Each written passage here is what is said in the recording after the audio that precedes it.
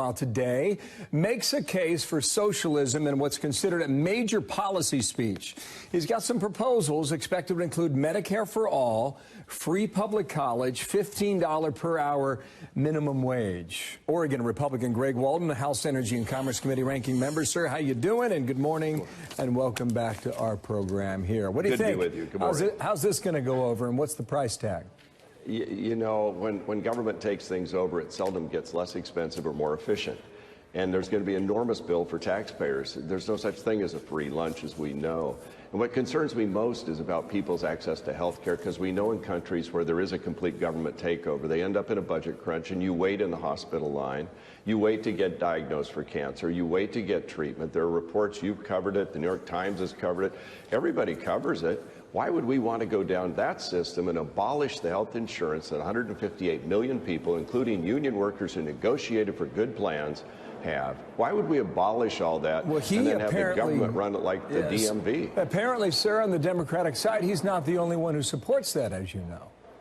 Well, the irony is they say that, they campaign on that, and yet I'm the top Republican on the Energy and Commerce Committee, the Committee of Jurisdiction, and it's been months since I asked for a hearing on Medicare for all. If we're going to go down this path, if Nancy Pelosi and Bernie Sanders and the like and AOC are going to take us down this path of complete socialism, then shouldn't we have a hearing in the Committee of Jurisdiction, the Energy and Commerce Committee? And yet we've not had one. I don't think they're as serious about this from a policy standpoint as they are from a political standpoint. And I hope that's the case, because if they abolish health insurance, if they abolish Medicare policies, if they abolish Medicare Advantage policies and rip away the health insurance 158 million Americans have and replace it with a government-run system, do you think that's going to get less affordable and you're going to have health care more available? Well, here's what part of Senator Sanders is going to say on screen. He's going to say, we must take the next step forward and guarantee every man, woman, and child in our country basic economic rights, the right to quality health care, the right to a secure retirement,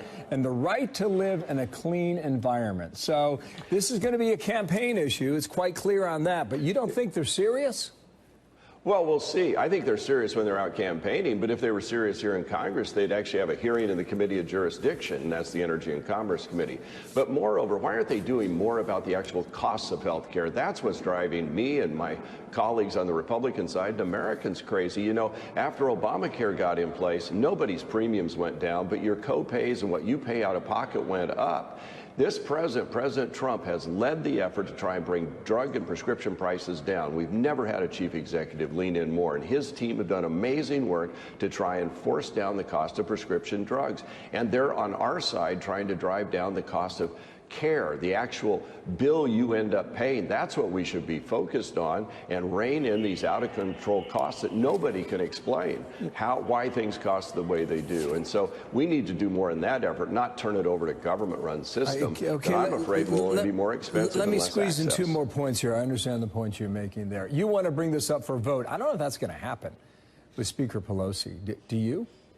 Well, you know, it's interesting. She had a hearing in the Rules Committee. They had a hearing in the Ways and Means Committee. They're not having a hearing in the Committee of Jurisdiction. I don't know. It's where they're headed with this thing. But I do know if they go down this path, then I think we just risk access to care on a timely basis. What do you think the vote would? You saw the vote yesterday on contempt with Bill Barr, right along party lines. Yeah. What do you honestly think the vote would be if this came to the floor? I think it would pass. I think all the Democrats would vote for it. And I don't think you'd see Republicans particularly going down that path, because we know what health care costs. We know what it would do to access and all that.